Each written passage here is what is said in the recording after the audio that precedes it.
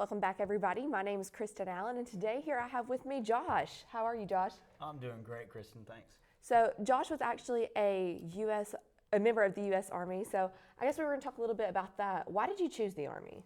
Well, it was kind of a forced decision almost. I went to the recruiting station and in Murfreesboro, where I joined up at, all the branches are right there beside each other. So my first choice was the Navy. I went to there, nobody was open. So then I went to the Air Force, nobody was open there. I went to the Marine Corps, nobody was open there. I walked past the Army. I didn't even check the Army. And then some girl comes running out and asks me, "Oh, hey, were you looking to join the Army?" And I was like, "Well, I guess I'll talk to you about it."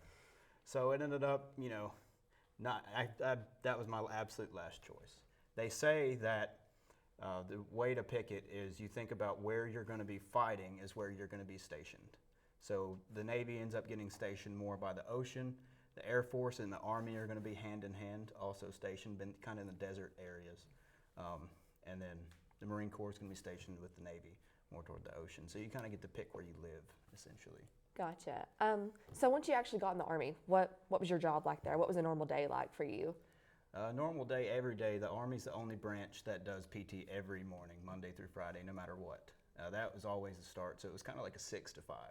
You'd be there at 6 a.m., and you did PT for like an hour and a half, got to go home and shower, come back. And I was a Apache helicopter crew chief. We basically had say-so on all the helicopters, whether they flew or not. They would come to us, and we were a support battalion. Once they would get out from war, they would come back to us. We would tear them down to the bones and take all the components off, inspect those necessary components, send the larger ones, such as like the engines, off to shops, and then we would replace small stuff like the filters, O-rings, even everything got replaced, even like just the little nuts on them. Oh, okay. So that's really very intricate. What kind of training did you have to go through to be able to do something like that? First, it was basic training, of course. Every soldier has to learn how to use a gun. The second part of it was an 18-week course just on ultimately reading a manual. You got a manual, and once you learned all your systems of the helicopter, you could go in there and it would tell you all about it.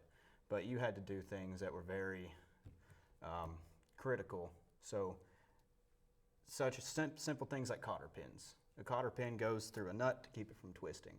Well, whenever a lot of people just in the civilian world, they put them in and they just bend them, and that's good enough. Over there, if we bent them, you weren't allowed to wiggle it with your finger. If you could wiggle it with your finger, they would cut it off and make you redo it. The same thing with safety wire.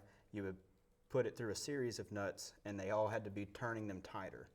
So when you put the wire through, you twist it up, and if you were able to wiggle that with your finger, it was they'd cut it off and you have to do it again, which got really, really aggravating. Wow. That's really interesting. I'm glad we got to talk today. That's all we have for today. My name is Kristen Allen, and thank you for joining us.